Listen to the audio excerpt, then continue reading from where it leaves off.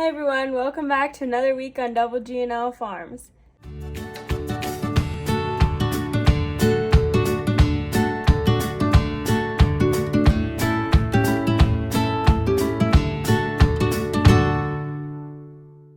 In this video, I'm going to talk about our beef cow operation. We have a little over 600 beef cows right now. They're mostly all limousine. We have a few Angus cross, a few Angus, and a few Red Angus cross. We have 32 Limflex bulls. They're all around 50% Angus. The majority of our herd is spring calving. We start calving around about March 20th. We calve really hard until May 1st. In the spring, we have all the cows in the lot to calve. The lot is all concrete, so they're all locked on concrete. That way we don't have to worry about the mud. We just have to do a lot of scraping and bedding every day. Especially if it rains, we have to scrape all the manure and straw out and put fresh bales down. We go through a lot of straw in the spring. Then we have about 80 that will calve during the summer. We calve those out on grass, and I just catch them, tag them, and band them out on grass. We have about 75 fall cows, and those start calving September 1st, and they'll calve until the middle of December. We calve about 415 of them calve by May 1st, or that's how many calved this year by May 1st. As soon as they calve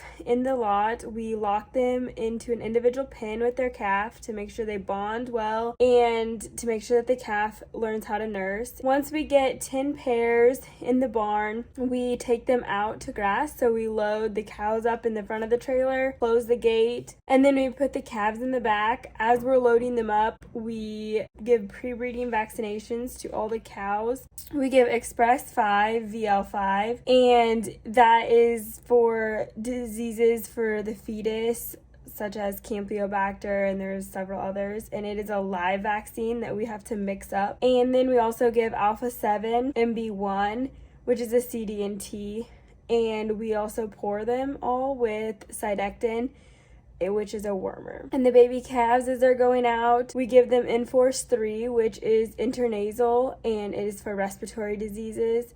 And we also give them Alpha 7 as well. And we ear tag all the calves in the spring with yellow ear tags with a matching number of the cow. And we also put their birth date up at the top. And we band all the bull calves as soon as they're born. It's just less stressful and it's easier for us that way. We then take them, the 10 pairs, every time we have 10 pairs, we take them out to grass, which we start calving end of March, which is like March 20th. And so we don't have much grass at that point. So we sacrifice one paddock in a couple of our pastures that we just put them there, and we feed hay there, and they pretty much no grass will grow there the rest of the year. It just comes weeds because we graze it too hard in the spring, but it's a cleaner environment. It's better to get the calves out there, so we just call that our calving paddock, and we just sacrifice that paddock every year for the new calves. And then as soon as the grass greens up and is growing good in the other paddocks, we open the gate up and turn them out. And by that point, we're calving really strong. Then the rest of the pastures, we just turn them straight out into grass, and we don't ever have to feed hay there. When we're calving the strongest, we'll have to bring out 2 to 3 loads of calves every day. So we'll be having up to 25 calves born every day. And that gets really crazy. When they're first new, I check the calves every day out on pasture just to make sure that mom didn't lose them, make sure they're doing okay. We always lose a few to coyotes every year, which just drives me crazy. So I just try to make sure that nobody's lagging behind, everybody's doing good. Sometimes we have troubles with scours, and if we do have scours, if one goes down with scours, I'll, as long as I can get up, I usually try to just tube them out in the pasture and try to just keep them going. But if they get bad enough, I don't think they're gonna pull out of it, I'll bring them home and have the vet come IV them. I wish I knew how to IV, but I haven't taken the time to learn, and I really would like to learn in the future. But once they're about 2 weeks old, it seems like scours isn't such a big problem anymore, and so I usually back down to a couple times a week for a while, and then once they get big, I try to make it there once a week to check them. And we rotationally graze all of our pastures. They're trained very well. They know where to go when it's time to rotate, and a lot of times they'll beat me to the gate and they're ready to move.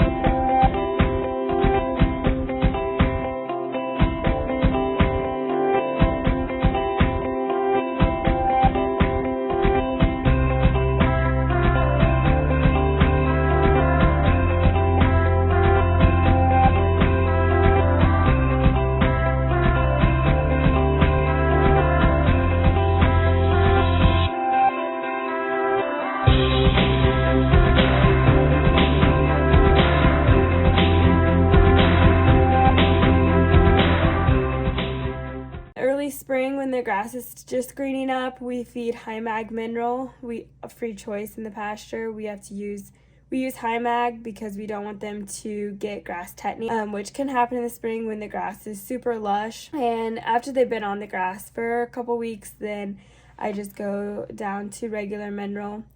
And then in the summertime, when the grass has started to lose its nutritional value, I switch from mineral to Lumix. Lumix is a molasses-based product, and it has all the mineral that they need in it. And it comes in bitter and sweet, and we mix it together. We mix it more bitter or more sweet, depending upon how good they're eating it. It also has extra protein in it, so we do that instead of like lick tubs or other protein supplements.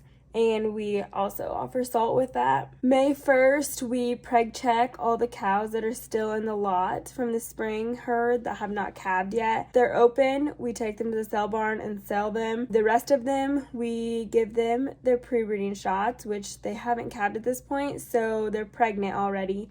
So we have to give them a killed virus. We can't give them a live virus of the same shots that we give all the other cows. Pour them, take them out to grass, and then I just calve them out on grass all summer. In the summer, we spend a lot of time in our pastures spraying thistles, weeds, trees, just trying to keep all the pastures clean, and that's a pretty big job for all the pastures. We spend a big part of our summer making feed for the next year. We have wheat and we bale the straw, and that is our bedding, and we also feed some of it for the next year. We put up a lot of brome hay, a lot of alfalfa hay. We do rye silage, alfalfa silage, corn silage, and earlage, which earlage is corn silage, except it's only the ear and the husk, and it's not any of the stalk or anything. We also feed creep feed in the summertime to the calves. We have green creep feeders and we pull into the pastures, and then we have the local feed store deliver creep feed to all of our pastures. We have about 70 heifers this year that we bought that we're breeding to calve next year for the first time. And when we calve heifers, I give them Scour Boss before they calve, just to help with scours. I prefer to calve them out on grass. Hope if the bulls are really calving these, and then we don't have any troubles. The last couple years, they've gotten along really well. We've had to pull a few, but not too many. It's gone really well. And then those calves, even if they're born out on pasture, I go ahead and give them once PMH, which is intranasal, and also Enforce, which is intranasal, both for respiratory. We vaccinate and make sure the bulls have tags. The bulls we vaccinate with Triangle 10 HB, which is for respiratory and lepto. It has several other things in it too. And we pour them with Cydectin, which is a wormer, as well, and turn them all out June 15th. We figure about 1 bull per 20 cows, and I'd rather go a little heavy versus light, just because sometimes a bull will start limping or they'll get in a fight, and I don't ever know which bull will be the dominant bull in the pasture. And depending upon the bull, sometimes the dominant bull won't let the other bulls pull their load, or so I like to go heavy on the bulls versus light. So we have about 32 bulls this year. In the fall, we wean the calves, the spring calves, about the end of September, beginning of October, somewhere in there, and we'll catch them out on pasture. We'll sort the cows out, and then we'll bring the calves to, we have a couple different farms that we wean at. We bring the calves there, run them through the chute. We give them their first round of vaccinations, which is one-shot BVD, which is against BVD virus. We give them Enforce 3, which is for respiratory. It's intranasal, and we give them Poron Sidectin for worms. And we also give Pink Eye Shield, which is for pink eye, and Ultrabac Somubac, which is for black leg. After they've been weaned for 3 weeks, we'll run them through the chute again and give them their second weaning shot, which we give the Pink Eye Shield booster, Ultrabac Somubac booster, and then we give Pyramid 5, which is also a respiratory vaccine. Once we have pins ready at home for them, and it's usually they've been weaned for a couple of months, we'll bring them home, haul them all home to our house, and we'll fatten them out here at home. Dad feeds them all here until fat. He takes them all the way to fat, and then they get shipped to Dakota City, which is where the packing plant is, and we hire truckers to come in and haul them for us. The fall cows, about September 1st, and I calve them out on grass as well, or start calving them out on grass. And then once we're done harvesting and there's corn stalks, we put up electric fence around the corn stalks and kick the cows out on the corn stalks just to clean up all the corn that's spilled. They also do a really good job at cleaning up the stalks, the husk, all the leaves, that kind of stuff. In some of our fields that are harvested early, we'll put rye and turnips out in them, and then it'll last longer. When we're grazing corn stalks, we figure 1 acre per cow per month. So that helps us figure how many cows to put on how big of a field. Once they're out of feed on the corn stalks, we bring our mobile corral, set it up, or if they're close enough to home, we'll just run them down the road instead of setting up the corral.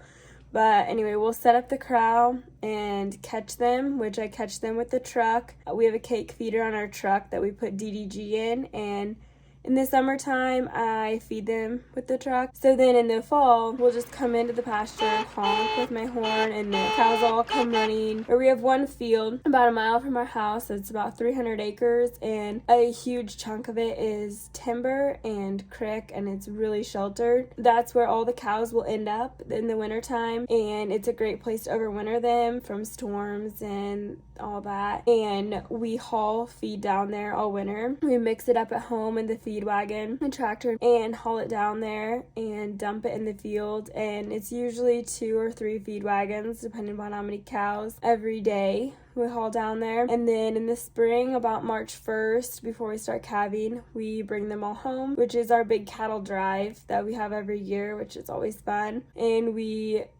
they just follow us right down the road. They follow the tractor, and we usually have a few 4-wheelers to keep the stragglers coming. We bring them home in the lot, and then we keep them in the lot till they calve.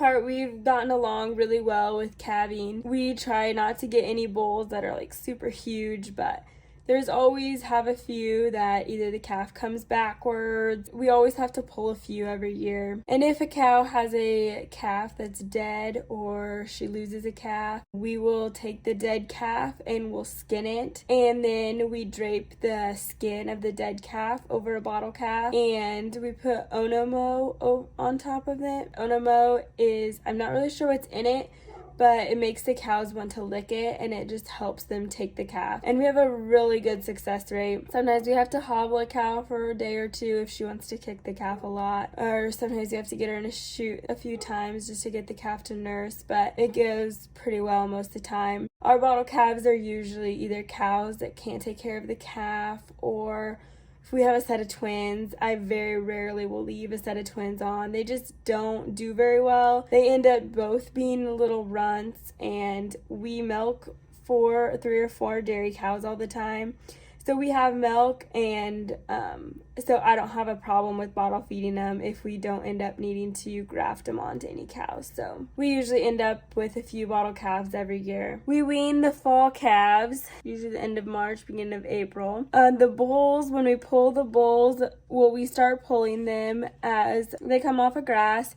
I will not put more than 1 bull in a cornstalk field with a single strand electric wire.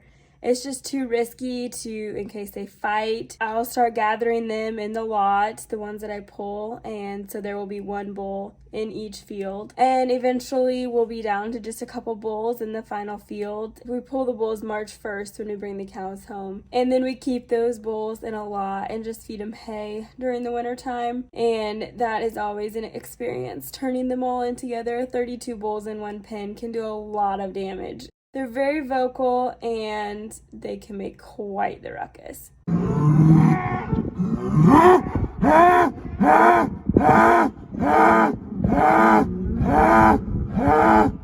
Alright everyone, I'm getting the video here. I hope you enjoyed it. We had a couple people comment wanting us to do a video talking about our cattle operations, so we thought we would do it. Anyways, if you enjoyed it, make sure you give it a thumbs up. Don't forget to hit the subscribe button down below, and we'll see you next time.